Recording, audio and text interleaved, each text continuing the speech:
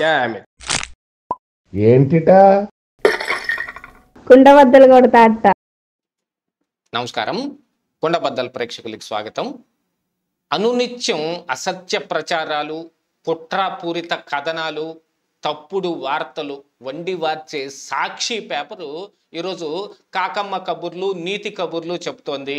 దాంతోపాటుగా ఆ సాక్షి పేపర్కు ఓనర్ అయిన భారతి ఈ రోజున ఈనాడు పత్రికకు తన మీద ఏదో అసత్య ప్రచారం చేస్తున్నారు, మీరు ఇలాంటివి మానుకోకపోతే మీ మీద నేను చట్టపరమైన చర్యలు తీసుకోవాల్సి ఉంటుంది, తస్మాత్ జాగ్రత్త అని నోటీసులు ఇచ్చారు. అంటే దాని వెనుకున్న అసలు ఉద్దేశం ఏమిటి?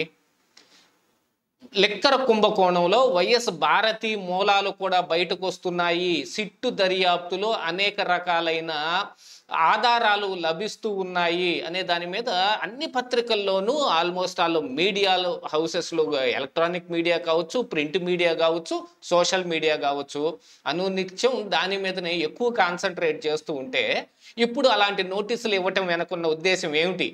ఇలాంటిదే ఢిల్లీలో మరొక సంఘటన జరిగింది. దాని గురించి కూడా వీళ్ళకున్న సమాచారం ఏమిటి? అదాని యూట్యూబర్స్ మీద నోటీసులు తీసుకొచ్చి వాళ్ళ వీడియోలు తొలగించటం వెనక ఇక్కడ సాక్షి ఇప్పుడు ఈనాడు పత్రిక లాంటి వాళ్ళకి నోటీసులు ఇవ్వటం వెనకున్న అసలు మతలబు ఏమిటి, వాళ్ళ దురుద్దేశాలు ఏమిటి అనేది ఈ వీడియోలో పూర్తిగా మీకు అర్థమయ్యే విధంగా వివరించే ప్రయత్నం చేస్తాను. వీడియో నచ్చితే గనుక ఖచ్చితంగా లైక్ చేయండి, ఇంకా 10 మందికి షేర్ చేయండి. అలాగనే ఈ వీడియో మీకు బాగా నచ్చినట్టయితే ఇంకా 10 మందికి చేరాలి అని అనుకుంటే గనుక కిందనున్న హైప్ బటన్ని నొక్కి ఎక్కువగా హైప్ చేశారంటే వీడియో కూడా బాగా వైరల్ అయ్యి ఇంకా ఎక్కువ మందికి అందే అవకాశం ఉంటుంది. So please hype this video. ఇక అసలు విషయానికి వస్తే, ఆంధ్రప్రదేశ్ రాష్ట్రంలో ఇప్పుడు లిక్కర్ కుంభకోణం ఒక బ్లాస్టింగ్ సమాచారం. దాని మీద అనునిత్యం సిట్టు ఏదో ఒక సోదాలు జరుపుతున్నప్పుడో, లేదు ఈడీ వచ్చి సోదాలు చేస్తూ ఉన్నప్పుడో, ఎవరినైనా అరెస్టు జరిగినప్పుడో, ఇంకా దాంతోపాటుగా బయటకు సిట్టుకి, ఈడీకి, ప్రభుత్వానికి సంబంధం లేకుండా కొంత సమాచారం బయటకు కూడా మీడియాలో లీక్ ద్వారా వస్తూ ఉంది. ఎందుకంటే వెంకటేష్ నాయుడు లాంటి వాళ్ళు కట్టల డబ్బులు టీపాయిల మీద, సోఫాల మీద పెట్టుకుని పేర్చి అమర్చుకొని దాన్ని లెక్కబెట్టి ఇదంత ఉంది అదంత ఉంది అనుకునే వీడియోలు, ప్రజల సొమ్ము ద్వారా వచ్చిన ఈ అక్రమార్జనతోటి ఎలాగ చార్టెడ్ ఫ్లైట్లలో హీరోయిన్లను పక్కన కూర్చోబెట్టుకుని ఏ రకంగా ఎంజాయ్ చేస్తున్నారు అనేది కూడా బయటకు వస్తున్న ఈ తరుణంలో నిన్నగాక మొన్న సిట్టు వైఎస్ జగన్మోహన్ రెడ్డి సోదరుడైన అనిల్ రెడ్డికి సంబంధించిన 2 కంపెనీల్లో సోదాలు నిర్వహించింది. ఎందుకంటే ఈ వైఎస్ అనిల్ రెడ్డి ఈ జగన్మోహన్ రెడ్డి తోటి ఈ వచ్చిన ఈ ముడుపులు, దీన్ని మొత్తాన్ని ఆఫ్రికాలో పెట్టుబడులు పెట్టడానికో, లేకపోతే అమెరికాకు కొంత ఈ డబ్బుని హవాలా చేయటానికో, దుబాయ్ ద్వారా షార్జా ఇట్లాంటి దేశాల్లో వీటిని భద్రపరచడానికో చేసిన అనేక ప్రయత్నాలను ఎస్టాబ్లిష్ చేయడం కోసం సిట్టు అనేక రకాలుగా ప్రయత్నిస్తోంది. దాంతో వైఎస్ అనిల్ రెడ్డి కంపెనీలో సోదాలు నిర్వహించింది. అందులో మరి ఇక వైఎస్ భారతి రెడ్డి 2020 వరకు డైరెక్టర్గా ఉన్న ఆ కంపెనీలో అని కథనాలు కొన్ని వచ్చాయి. దాని మీద నిన్న వైఎస్ భారతి రెడ్డి ఈనాడు పత్రికకు నోటీస్ ఇచ్చింది.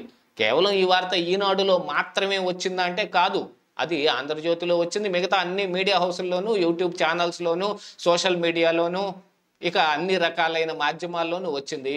కానీ ఈనాడుకే నోటీస్ ఇచ్చింది వైఎస్ భారతి రెడ్డి. ఎందుకంటే మిథున్ రెడ్డి అరెస్టు వరకు వాళ్ళకేం పర్వాలేదు, జగన్మోహన్ రెడ్డి కానీ వైఎస్ భారతి రెడ్డికి కానీ అంతిమ లబ్ధిదారు జగన్మోహన్ రెడ్డే అని సిట్టు ఒకవైపున ఛార్జ్షీటుల్లో, ప్రిలిమినరీ ఛార్జ్షీట్, అడిషనల్ ఛార్జ్షీట్ వీటన్నిటిలోనూ ఉదహరిస్తూ ఉన్న ఈ సమయంలో 300-400 కోట్ల రూపాయలు బంగారు ఆభరణాలు కానీ లేకపోతే కడ్డీల రూపంలో కానీ వచ్చి చేరింది అని అంటే అవి ఎవరి కోసం తీసుకోబడ్డాయి అనే దాని మీద కూడా కొన్ని రకాలైన పుకార్లను కూడా బయటకు మరి మీడియా ద్వారా ప్రచారం జరిగింది.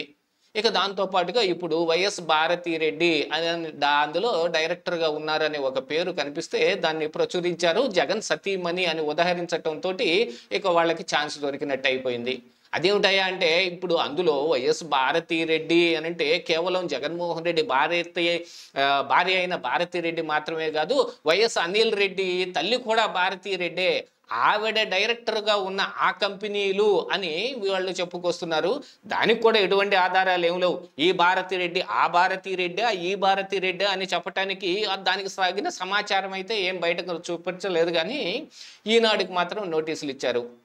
సేమ్ ఇలాంటిదే 4 రోజుల కిందట ఢిల్లీలో అదాని కోర్టుకు వెళ్ళి మరి ధ్రువ్ రాఠీ కావచ్చు, లేకపోతే రవీష్ కుమార్ కావచ్చు, లేకపోతే అభిసార్ శర్మ కావచ్చు, ఇలాంటి వాళ్ళు ఈ అదాని మీద చేసిన కథనాలను వచ్చిన వీడియోల రూపంలో వచ్చిన వాటన్నిటి మీద కోర్టుకు వెళ్ళి నోటీసులు తీసుకొచ్చి ఇటు యూట్యూబ్లోను అటు ఫేస్బుక్ ఇన్స్టాగ్రాముల్లో ఉన్న వీడియోలను తొలగించే విధంగా ఆయన చర్యలు తీసుకున్నాడు. అదేమిటంటే ఇన్వెస్టర్లను వీళ్ళు భయపెడుతూ ఉన్నారు, నా ఇన్వెస్టర్లకి లాస్ జరిగే విధంగా వీళ్ళు వీడియోలు చేస్తూ ఉన్నారు అని చెప్పారు. దాంతోపాటుగా ఇప్పుడు అదాని అంటే ఇక కొత్తగా మనం ఎవరికి ఏం వివరించాల్సిన పని లేదు. అదానికి జగన్మోహన్ రెడ్డికి ఉన్న సంబంధం ఈడ మనం మరొకసారి గుర్తు చేసుకుందాం. అదాని గ్రీన్స్ దగ్గర నుంచి ఎలక్ట్రిసిటీని కొనుక్కోవడానికి జరిగిన ఈ ఒప్పందంలో 1750 కోట్ల రూపాయల ముడుపులు ఆంధ్రప్రదేశ్ రాష్ట్ర సీఎంకి, ఇంకా మరి కొంతమంది వేరే స్టేట్లో ఉన్న సీఎంలకు కూడా ఒక 10% భాగం, అంటే 1750 కోట్లలో 10%, మిగతా స్టేట్లో వస్తే సింహభాగం అసలు జగన్మోహన్ రెడ్డికే ఇచ్చారని అమెరికాలో కేసు పెట్టబడింది. అలాంటి అదాని యూట్యూబ్లో వస్తున్న వీడియోల మీద చర్యలు తీసుకోవడానికి ఆయన ఒక ఎత్తుతాడు అక్కడ. దాన్ని యాజిటీస్గా కాపీ కొట్టిన భారతిరెడ్డి ఈ రోజున సాక్షి పేపర్ ఓనర్ అయిన భారతిరెడ్డి, ఈ మాట నేను స్వయంగా చెప్పింది కాదు, ఆ సాక్షి నాది కాదండి, వైఎస్ భారతిది, జగన్మోహన్ రెడ్డి గారు చెప్పిన మాటే అనుకుందాం. సాక్షి ఓనర్ అయిన భారతిరెడ్డి ఈ రోజున ఏ విధంగా ఈనాడుకు నోటీసులు ఇస్తారు? సాక్షిలో వచ్చే కథనాలు మొత్తం నిత్యం అసత్య ప్రచారాలతోటే నిండుంటాయి. ఇటు తెలంగాణలో ఒక రకమైన వార్తని, ఒక వార్త ఒక చోట జరిగింది అని అంటే దాన్ని తెలంగాణ పత్రికల్లో ఒక రకంగా ప్రజెంట్ చేస్తూ ఆంధ్ర పత్రికలకు వచ్చేటప్పటికి మరో రకంగా ప్రజెంట్ చేసిన ఘనత ఈ సాక్షి వహించింది. దీంతో పాటుగా వైఎస్ వివేకానంద రెడ్డి చనిపోయినప్పుడు చంద్రబాబు నాయుడు గారి ఫోటో వేసి, అంటే పైన మొహం వేయకుండా కింద హాఫ్ భాగం నుంచేసి చేతిలో కత్తి పెట్టి నారాసుర రక్త చరిత్ర అని వండి వార్చిన ఆ కథనాలకి ఇంతవరకు ఏం సమాధానం చెప్పలేదు. దీని మీద అనేక సార్లు లోకేష్ కూడా ప్రశ్నించాడు, ఇలాంటివి ఎలా వేస్తారు అని. దాని మీద కూడా కొన్ని కేసులు నోటీసులు నడుస్తూ ఉన్నప్పటికీ గాను ఇలాంటి ఒక సాక్షి పత్రిక ఓనర్ అయిన భారతిరెడ్డి ఇప్పుడు ఇలాగ నోటీసులు ఇస్తే ఏమనిపిస్తుంది ఎవరికైనా? దొంగే దొంగ అని అరిచి ఒక దొరని పట్టించినట్టుగా లేదు. మనం నిండుగా పూర్తిగా బురదలో కూరుకుపోయి ఎదుటి వాడి చొక్కా మీద ఉన్న చిన్న మరకను చూసి అవహేళన చేసినంత అపహాస్యంగా లేదు. అలాంటిది ఇప్పుడు వైఎస్ భారతిరెడ్డి చేసే ప్రయత్నం చేస్తుంది. అక్కడ అదాని ఏమి ప్లాన్ వేస్తున్నాడో ఇక్కడ జగన్మోహన్ రెడ్డి కూడా అదే ప్లాన్ వేసి ఈ భారతిరెడ్డి ద్వారా ఇలా నోటీసులు ఇచ్చి మీడియా నోరు మూయించటం కోసం చేస్తున్న అనేక రకాలైన ప్రయత్నాలు వెనకున్న అసలు కట్టుకథలు మొత్తం పటాపంచలై బయటకు వస్తూ ఉన్నాయి. దీంతో పాటుగా ఇక రేపు ఎల్లుండో సిట్టు మరి ఛార్జ్ షీట్లో కానీ లేకపోతే పెట్టబోయే కేసుల్లో కానీ ఏ భారతిరెడ్డి అనేది బయటకు తెలిసిపోతే ఆ రోజు ఏం చేస్తారనేది చూడాల్సిన అవసరం ఉంది. ఇదే ఈరోజు కుండబద్దలు.